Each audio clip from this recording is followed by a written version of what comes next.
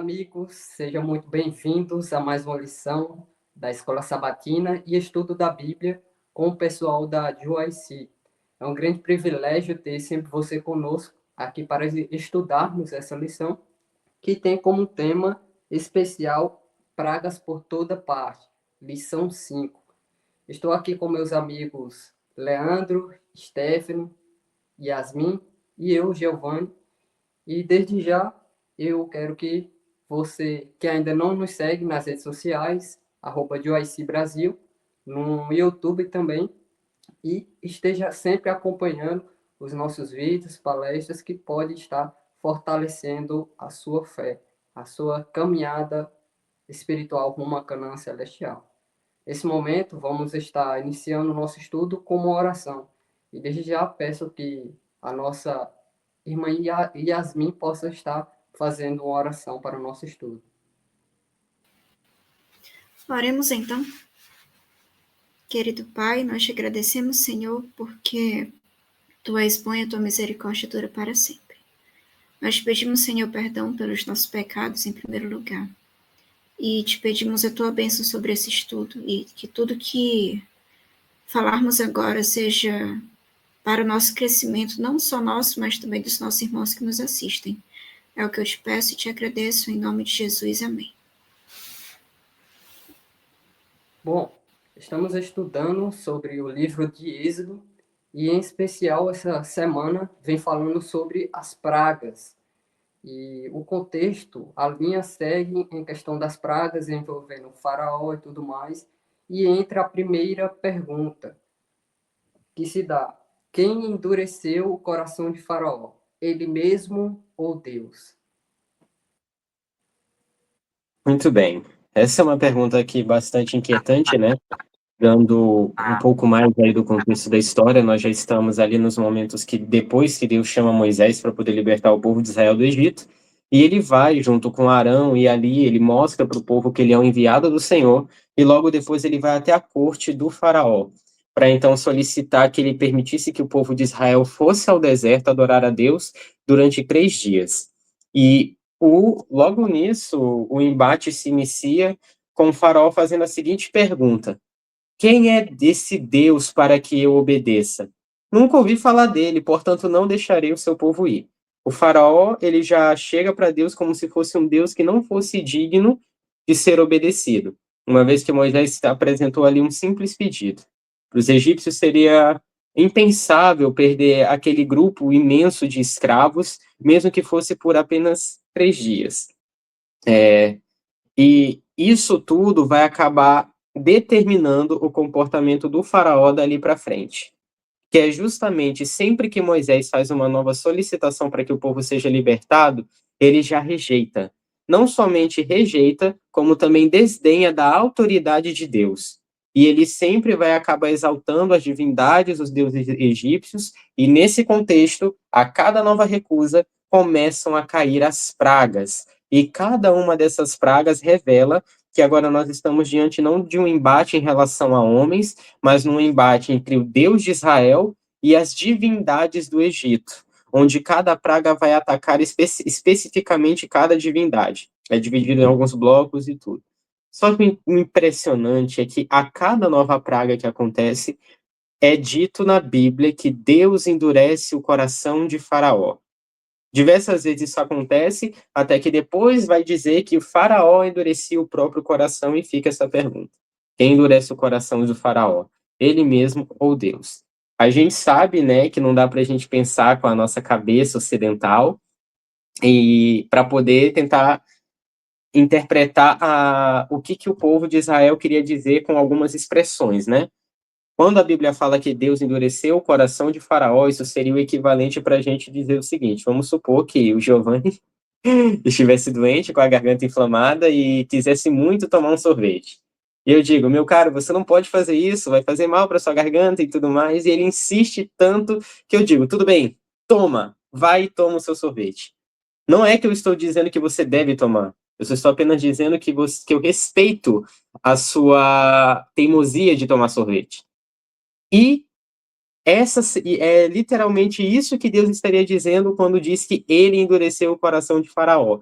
Só que na mente dos israelitas, o que significa isso? Quando Deus ele vai dizer algo que ele respeita a teimosia da pessoa, respeita a sua decisão, mesmo não concordando com ela, era como se Deus estivesse dizendo, tá bom, vai, faça como você quiser, Faraó.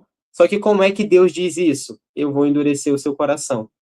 Não é que Deus realmente endureceu o coração de Faraó, tirando dele a responsabilidade que ele tinha de manter o povo de Israel escravo. Ali Deus simplesmente está dizendo, tudo bem, você quer permanecer com a sua teimosia, pois então você está entregue aos seus próprios desejos e aos seus próprios pensamentos. O impressionante é que isso acontece não só uma vez. Nos primeiros milagres que Moisés e Arão manifestam diante do faraó, desde as serpentes, os cajados que se tornam serpentes, até a praga das rãs, os magos do faraó conseguiam replicar os milagres que Deus fazia. No total foram 3 milagres imitados. Foram 3 contrafações que os magos de faraó conseguiam fazer. E a cada contrafação, o coração do faraó se endurecia nos estágios iniciais, como quem dizia, os meus deuses também são capazes de fazer isso. O que tem de tão diferente nesse Deus hebreu? Até que quando eles finalmente não conseguem mais replicar nenhum milagre e reconhecem que é o dedo de Deus, nem assim o faraó é capaz mais de ser convencido. Então, o próprio faraó endureceu seu coração.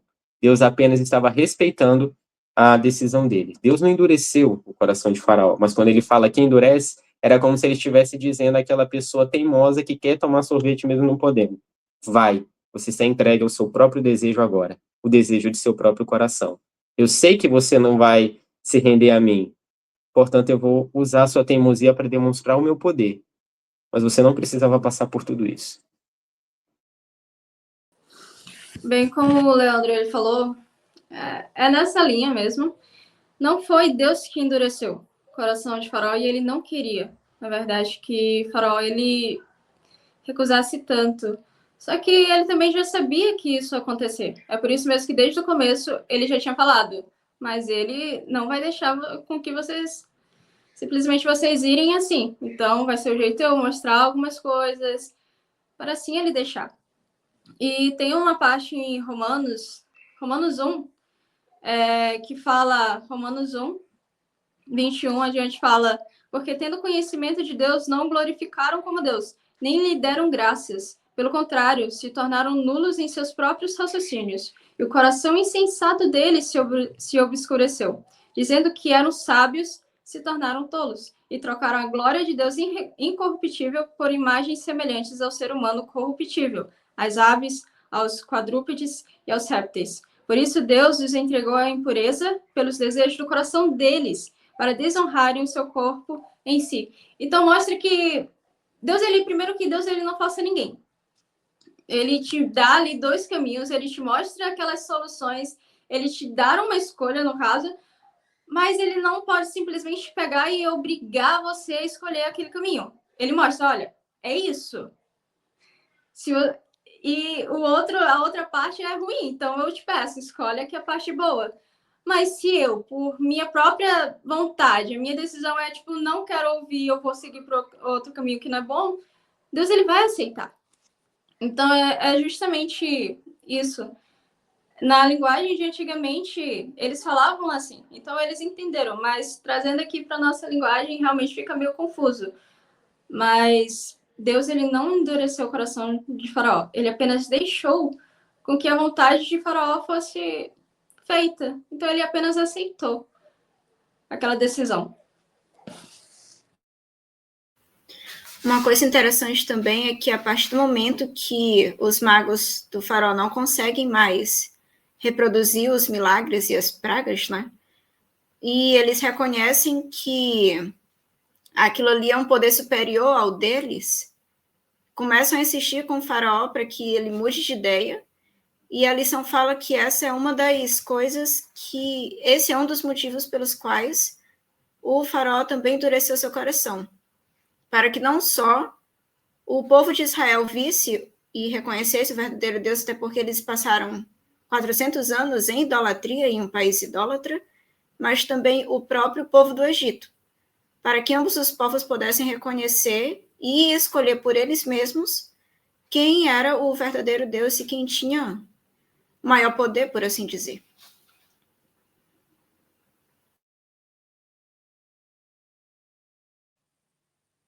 Muito bem, ótimos comentários, né? Eu não poderia nem comentar mais, porque já foi bem completo, mas é bem interessante, porque os textos, eles são bem intrigantes.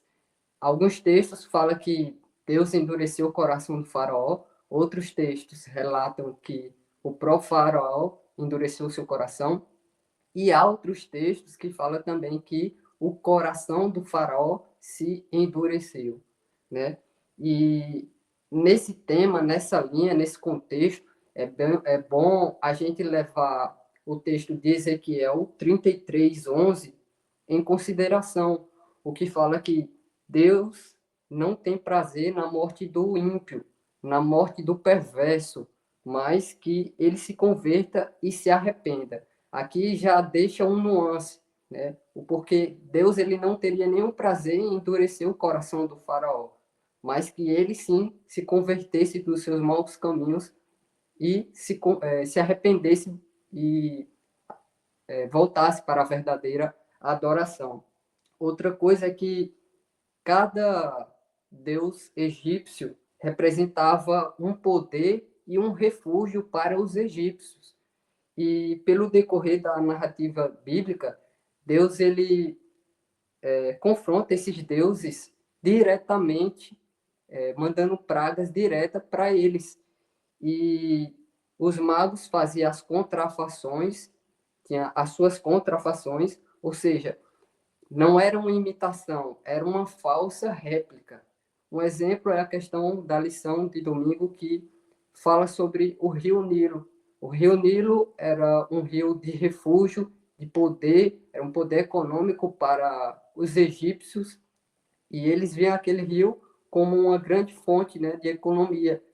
E a primeira demonstração, o primeiro sinal do poder de Deus foi através ferindo aquele rio com sangue. E os magos eles tentam contrapor, né, esse milagre, mas a lição fala que nem o próprio Satanás, que estava por detrás disso, tem o poder de criar ou dar vida a algo. Então, eles não conseguem fazer uma imitação, porque eles não têm esse poder. Então, ao invés de reverter o milagre, o sinal de Deus ali, eles, ou todos, né? Nenhum eles imitam, na verdade, eles fazem uma falsa réplica. Então, eles não conseguem, ele faz apenas truques. Eles não conseguem reverter, não conseguem transformar em água aquele sangue. Eles apenas fazem um truque de jorrar mais sangue.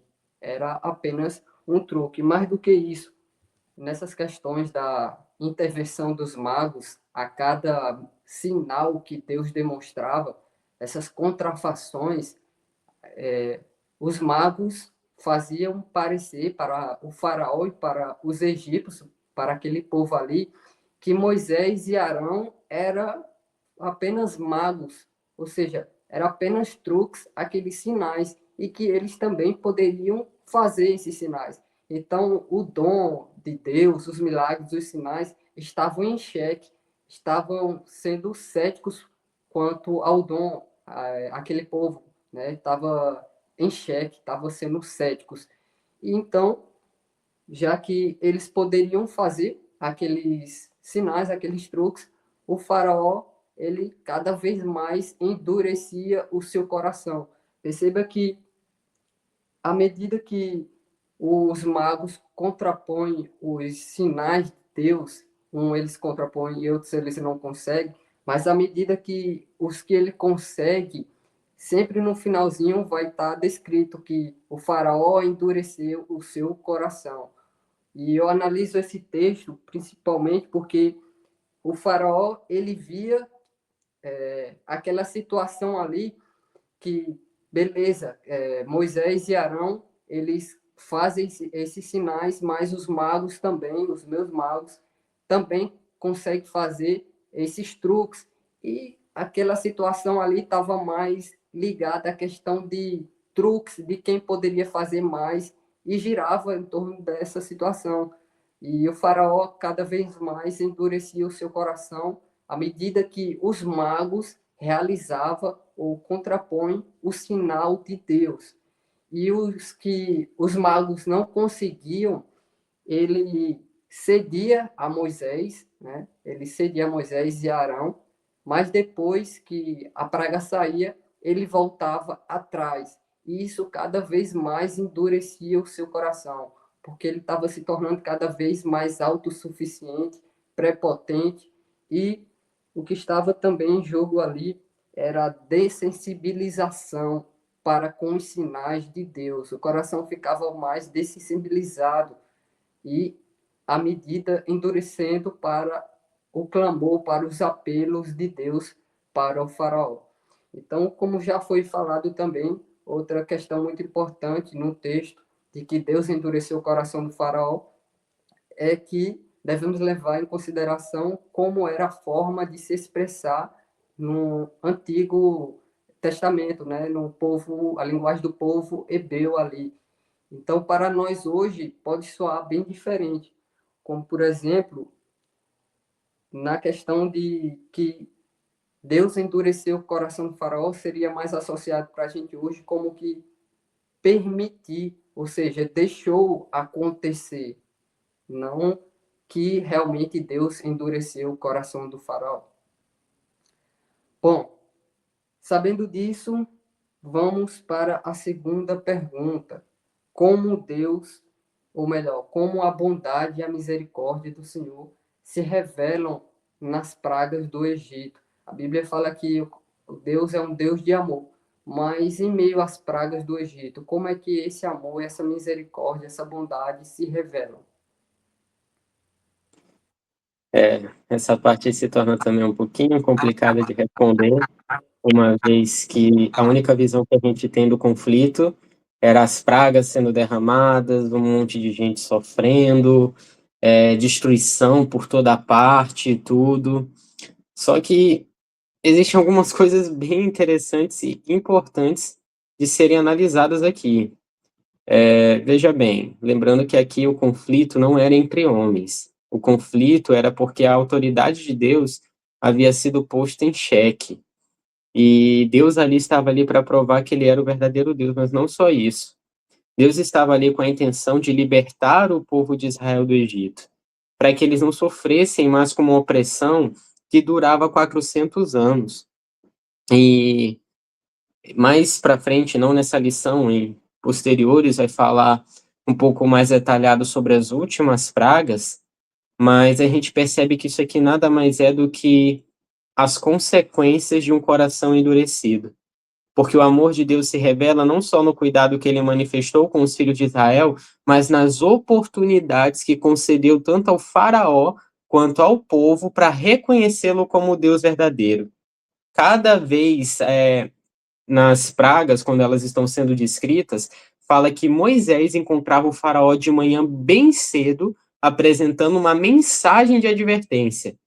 Mas o faraó sempre dizia que não, ou então, quando a praga já estava acontecendo, o faraó mandava chamar Moisés e Arão, e eles iam até o faraó, e ele dizia: peçam a seu Deus que acabe com essa praga.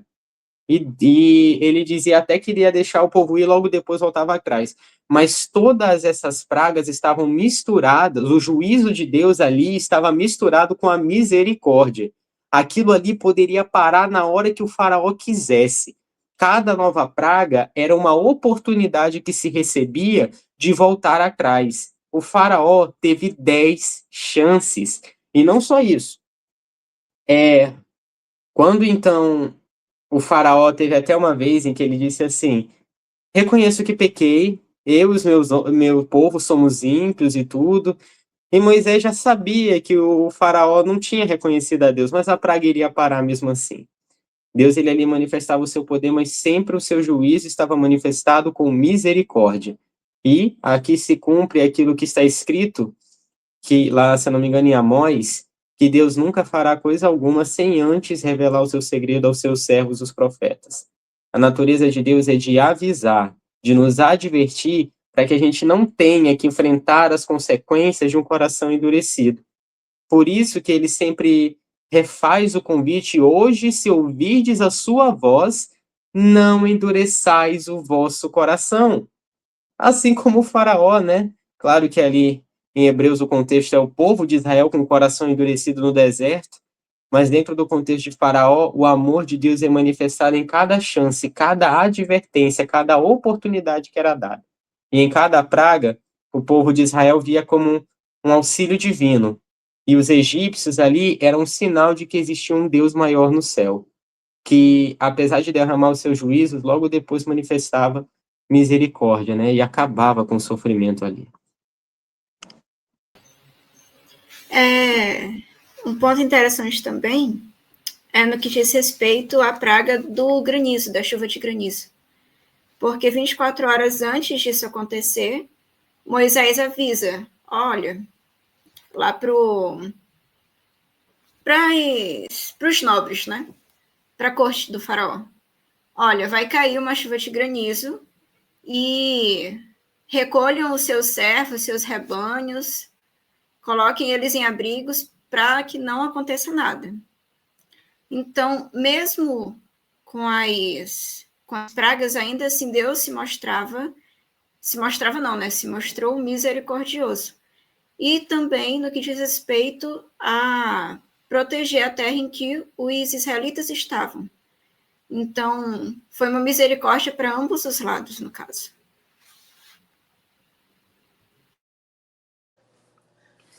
É exatamente isso que vocês falaram. É interessante porque, como foi dito, antes de cada praga, antes de qualquer coisa acontecer, Deus ele sempre mandava lá Moisés avisar. Ele avisava, ele avisava. E mesmo sabendo que Faraó, quando ele pedia perdão e liberava, mesmo ele sabendo que ele não ia liberar, ele mesmo assim retirava a praga. Ele poderia muito bem dizer, não, eu sei que tu não vai liberar, então eu também não vou tirar a praga. E é uma misericórdia, mostra, no caso, a misericórdia de Deus. E é como também foi falado que Deus ele não tem prazer na morte do ímpio. Na verdade, o que ele deseja é que ele simplesmente se arrependa dos seus pecados e volte para ele. E é exatamente isso também que Deus ele faz conosco hoje em dia. Ele nos chama, ele nos alerta, ele mostra, ele manda pessoas. Agora cabe a nós ouvir ou não. Porque, no final das contas, ninguém pode dizer que não foi avisado, que não sabia. Mas como também está falando lá na Bíblia, em 2 Pedro 3,9, ele fala bem assim: o Senhor não retarda a sua promessa, ainda que alguns a julguem demorada. Pelo contrário, ele é paciente com vocês, não querendo que ninguém pereça, mas que todos cheguem ao arrependimento. Então é exatamente isso que Deus ele faz. Ele espera ainda. Assim, que também é misericórdia, né? E também tem os salmos que falam que as misericórdias do Senhor ele se renova cada manhã. Então, em cada passo, em cada mandado ali de Deus, na hora que ele ia lá pro faraó, ele ainda tinha misericórdia. Ele falava, olha, eu vou fazer isso, mas não é necessário, mas eu vou ter que fazer isso. Então, assim, ouve a minha voz, me escuta, deixa o meu povo ir, porque senão todo ato ele tem uma consequência, não é mesmo? Então, tudo aquilo caiu e tudo aquilo aconteceu não foi por falta de misericórdia, mas foi simplesmente porque eles não quiseram atender a voz do Senhor.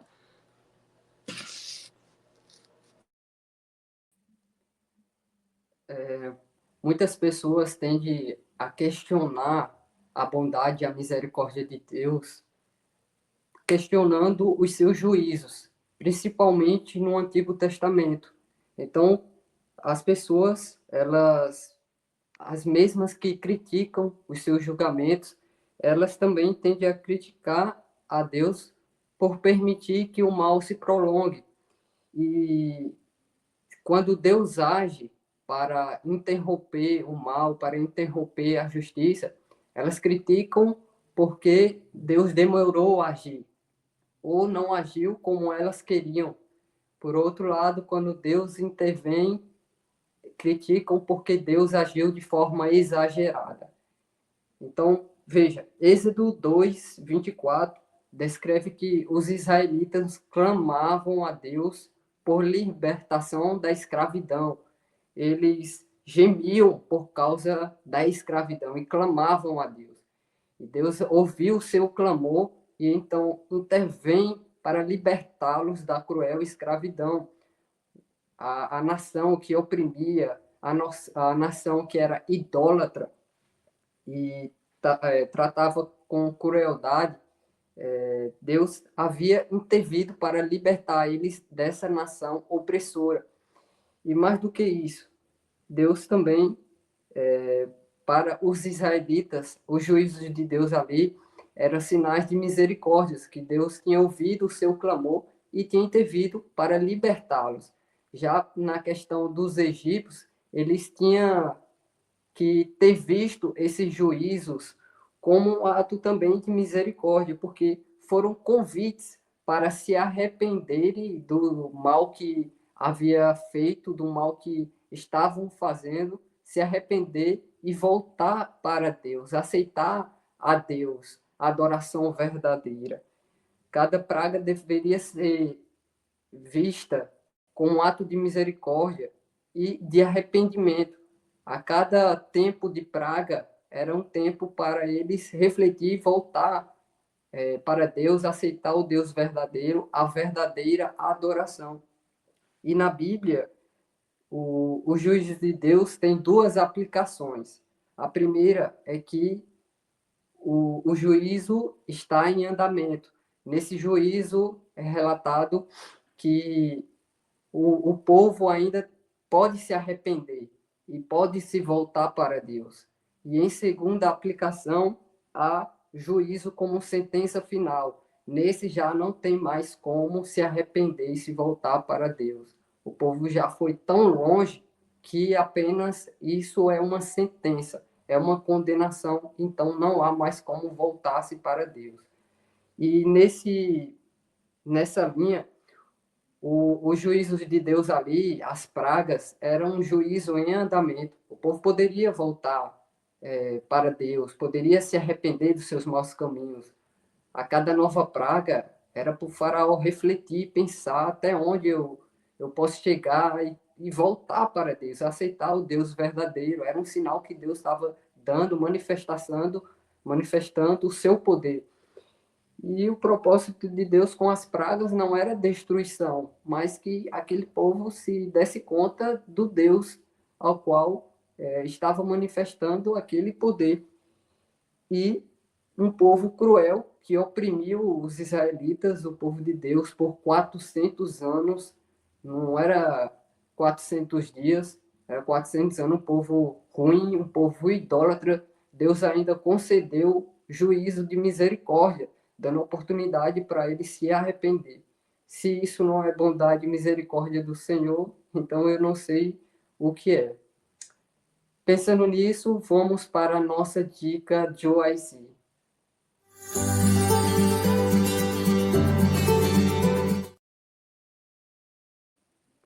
Bom, a nossa dica de OIC, ela é uma pregação que se encontra no YouTube, que descreve as 7 pragas com o pastor Arilton. É uma ótima mensagem e você, com certeza, vai ser abençoado com essa mensagem, o qual vai estar tratando mais sobre as pragas do Apocalipse 16. Um evento futuro que tem de acontecer e que você será abençoado se você estudar e compreender mais o que Deus tem a falar para você hoje. Com isso, a nossa terceira pergunta, ela segue um pouco dessa linha das pragas do Apocalipse 16, segue essa linha, esse contexto, e tem como título Como podemos nos preparar para o juízo de Deus, relatado em Apocalipse 16. Muito bem, né? Para quem estuda as histórias da Bíblia, entende que a mesma história acaba se repetindo várias vezes, né? O que muda são os personagens, no máximo que pode mudar é o tempo, mas o estilo, as decisões que são tomadas pelas pessoas, as advertências que Deus dá, é tudo a mesma e o melhor. O caráter de Deus também segue o mesmo.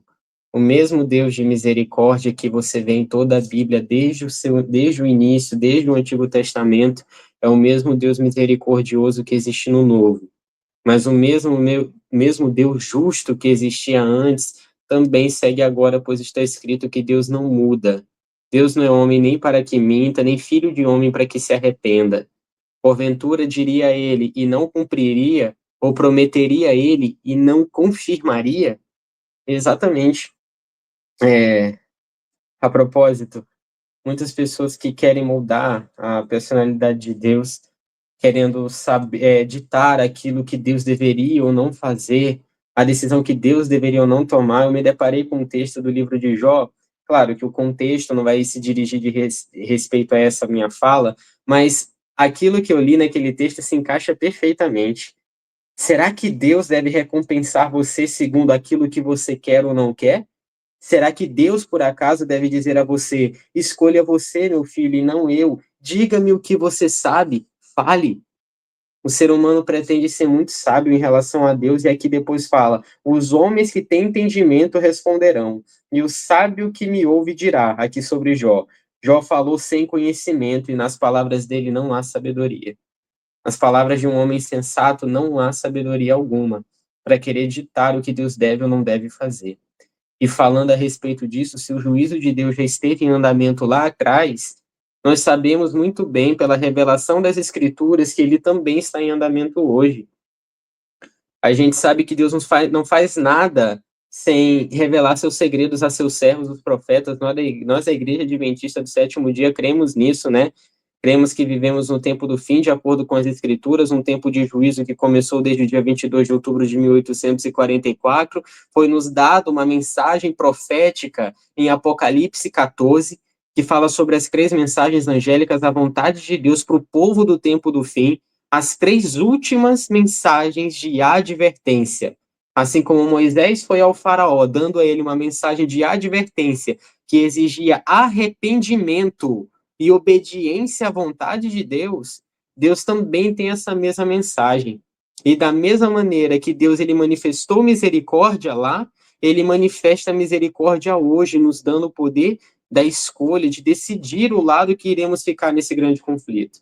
Mas em Apocalipse 16 nos é dito que nos momentos finais dessa história, com o fechamento da porta da graça, com o fim da oportunidade para arrependimento, os juízos finais de Deus serão derramados sobre a terra, na forma das 7 últimas pragas, que, em sua maioria, em certos momentos, são muito semelhantes às pragas do Egito, com o mar se transformando em sangue, os rios e as fontes das águas também, né, se transformando em sangue. Posteriormente, vai ter as pragas das chagas e tudo mais. Muitas dessas pragas remontam justamente ao período do Egito, porque no Egito Deus tinha um povo separado, um povo que obedecia à sua vontade, um povo escolhido, que tinha ali a marca da proteção de Deus. E essa marca dessa proteção é devidamente simbolizada lá na última praga com o sangue do cordeiro que marca as portas das casas daqueles que viveriam. Da mesma maneira, Deus tem um povo separado, representado em Apocalipse como aqueles que guardam os mandamentos de Deus e a fé em Jesus, a fé de Jesus. E esse povo tem uma marca, um selo de proteção que impedirá que os juízos de Deus caiam sobre eles. O selo de Deus em suas testas, que lá em Apocalipse 14 estão nos 144.000. A marca da proteção de Deus é representada pelo caráter de Deus impresso na vida e pela fidelidade manifestada pelo seu povo. Um povo que se arrependeu dos seus pecados, que aceitou a Cristo Jesus como Salvador. Os juízos de Deus cairão novamente. E a importância de se preparar, ouvindo as mensagens de advertência, se arrependendo do seu pecado e voltando-se verdadeiramente para Deus na verdadeira adoração, vai ser essencial, porque diferente do que aconteceu no Egito, as pragas de Apocalipse 16 serão derramadas sem misericórdia alguma. Porque quando se fecha a porta da graça, se fecha qualquer oportunidade. Cristo já encerrou o seu ministério de intercessão, então quem está salvo, quem está perdido, está perdido. Apocalipse 22:11 nos fala, Aquele que é injusto, siga sendo injusto, quem é imundo, siga sendo imundo e tudo mais. Deus, ele agora divide os dois grupos e por isso é essencial, enquanto há a oportunidade de nós ouvirmos a voz do Senhor e nos arrependermos, porque depois não haverá mais misericórdia. Não porque Deus não queira, mas porque estamos nos momentos finais da história desse mundo. A Bíblia é clara que Deus não suportará o mal para sempre aqui, certo? Então, por isso que temos que nos preparar para isso. Além do mais que o juízo, ele não é o foco principal da mensagem. O que mantinha o povo de Israel perseverante mesmo em meio às pragas e felizes? Deus está nos ouvindo e ele irá nos libertar. Nossa libertação está cada dia, cada praga mais próxima. O mesmo terá que se dar conosco no tempo do fim. Estaremos, claro, sofrendo num momento muito difícil da história, mas uma coisa é certa: a nossa salvação está mais próxima do que quando no princípio cremos. Por isso que Deus pede que nós despertemos do sono, não é? Porque nossa salvação está agora mais próxima, isso é o principal.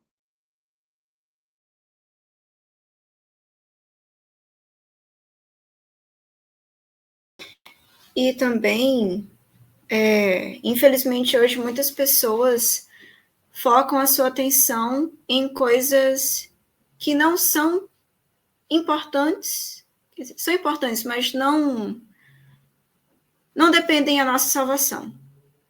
E em Deuteronômio 29 diz que as coisas encobertas pertencem ao Senhor nosso Deus, porém as reveladas nos pertencem a nós e aos nossos filhos para sempre, para que cumpramos todas as palavras dessa lei. Tudo que nós precisamos para sermos salvos e para trabalharmos no nosso caráter e no nosso desenvolvimento para o céu, Deus já nos revelou. E Deus também, ele é tão misericordioso no juízo final que hoje, quando a gente dedica tempo à nossa comunhão com Deus, quanto mais tempo melhor, né? Obviamente. Mas se às vezes para a gente é um sacrifício ficar 10, 15 minutos, quem sabe de joelho orando, o sono bate, aí a gente já começa a pensar em outras coisas, tipo, nossa, amanhã eu vou ter que fazer tal coisa, amanhã eu tenho que cumprir tal compromisso. Se a gente tem essa dificuldade hoje, imagina passar a eternidade com Deus. Para a gente não, né? Para a pessoa, seria um sacrifício. É como se fosse um inferno no céu. Então, Deus também, apesar de estar no juízo final, ainda tem a misericórdia. Porque Deus não vai obrigar ninguém a estar onde não quer estar, ou a fazer o que não quer fazer. É a mesma coisa que ele fez com o faraó, né? Como a gente já falou no Egito. Deus respeitou a vontade do faraó de não ceder aos milagres que estavam acontecendo. E, do mesmo modo, Deus respeita a nossa vontade de querer estar com ele ou não.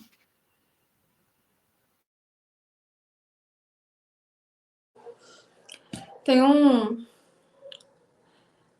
um versículo lá em 2 Timóteo 3 que ele já começa falando assim: mas você precisa saber disto. Nos últimos dias sobrevirão tempos difíceis. E ele faz lá uma descrição de como as pessoas elas vão ser, que simplesmente elas não vão ter piedade. Enfim, elas vão ser enganadas e se deixarem ser enganadas. E ele dá toda uma instrução para Timóteo. E é interessante que essa instrução que ele dá é perfeita, é perfeita. Ele fala em 2 Timóteo 3, 14 ao 17, ele fala assim: quanto a você, permanece naquilo que aprendeu e em quem acredita firmemente, sabendo de quem você o aprendeu, e que desde a infância você conhece as sagradas letras, que podem torná-lo sábio para a salvação pela fé em Cristo Jesus. E ele continua: toda a escritura é inspirada por Deus e útil para o ensino, para a repreensão, para a correção, para a educação na justiça, a fim de que o servo de Deus seja perfeito e perfeitamente habilitado para toda boa obra. Então, as pragas que aconteceram também lá no Egito, se a gente for parar para observar, tem um ponto bem interessante, que o povo de Deus ele não foi atingido por aquelas pragas. E também, quando a gente vai estudar Apocalipse, a gente vê que também o povo de Deus ele é protegido por Deus. Então, elas em si nos ensinam muita coisa. A praga que teve lá no Egito, ela reflete muito sobre as pragas que ainda hão de acontecer. E mostra que Deus, em todas elas, ele vai nos proteger. Mas, para isso, precisamos fazer parte do povo dele.